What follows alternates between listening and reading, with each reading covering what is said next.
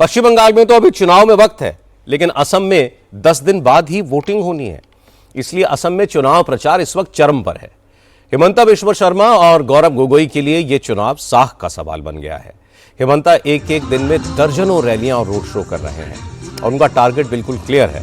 हिमंता घुसपैठियों को देश से बाहर निकालने और असम के मूल निवासियों को उनका हक दिलाने की बात कर रहे हैं। कांग्रेस से हिंदुओं का वोट पोलराइज करने की कोशिश बता रही है। कांग्रेस इसे वोट पोलराइज करने की कोशिश बता रही है, लेकिन हिमंता पर इसका कोई असर नहीं दिख रहा। आज हिमंता ने कहा कि कांग्रेस क्या कहती है इसे लेकर वो परेशान नहीं होते, उन्हें वोट चाहिए क्योंकि असम को आसमान में ले जाना है। ये कोर्ट का मामला है, हमें जुबिन गार्ग को पॉलिटिक्स में लेना नहीं चाहिए। सर, जिस तरीके से कांग्रेस का कहना है कि असली नकली की लड़ाई है, कैसे देखते हैं? चलो ना, जो भी लड़ाई है होने दो, जुन जीते जीते। सर, जेनजी को लेकर क्या कहना चाहेंगे? कोई नहीं, हमारा साथी सारे वो जेनजी तो है, भारत का जेनजी हमारा साथ है।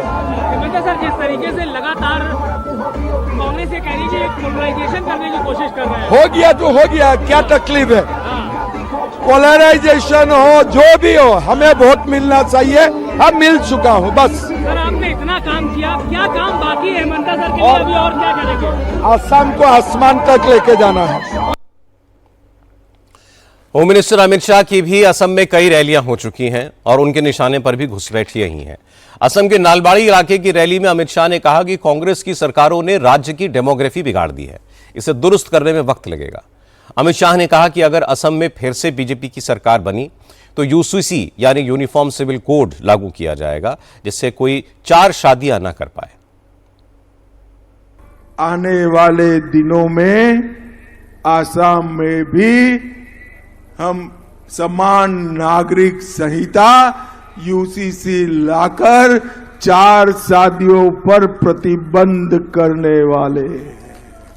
कमल के निशान पर बटन तो जरूर दबाना है, मगर इतना गुस्से से दबाना कि एक एक घुसपैठिया आसाम छोड़कर वापिस चला जाए, इतने गुस्से से। ये कांग्रेस सरकार ने सालों तक असम के अंदर घुसपैठियों के लिए दरवाजे खोले। हमारे मुख्यमंत्री हेमंत बिश्व शर्मा ने असम की सीमाएं घुसपैठियों के लिए बंद कर दी है, बंद कर दी। 1,25,000 एकड़ भूमि जो अनधिकृत रूप से घुसपैठियों ने कब्जाई थी, वो भूमि को वापस लेकर वहां श्रीमंत शंकर देव के जन्म स्थान पर भव्य सत्र बनाने का काम हेमंत बिश्व शर्मा ने किया। असम में कांग्रेस के कैंपेन की सारी जिम्मेदारी गौरव गोगोई पर है। गौरव गोगोई ने कहा कि अमित शाह घुसपैठ के मुद्दे पर कुछ भी कहें, लेकिन असम के लोग जानते हैं कि घुसपैठ रोकने का काम अमित शाह का ही है, और अगर असम में घुसपैठिए हैं तो ये उन्हीं की नाकामी है। तो कांग्रेस की सरकार पिछले 10 वर्षों से असम में नहीं है। पिछले 10 वर्षों से डबल इंजन की सरकार चल रही है, लेकिन अभी भी घुसपैठ क्यों हो रहा है? अभी भी सीमा के उस पर गाय की तस्करी क्यों हो रही है? अभी भी उधर से इधर ड्रग्स और सुपारी का सिंडिकेट कैसे आ रहा है?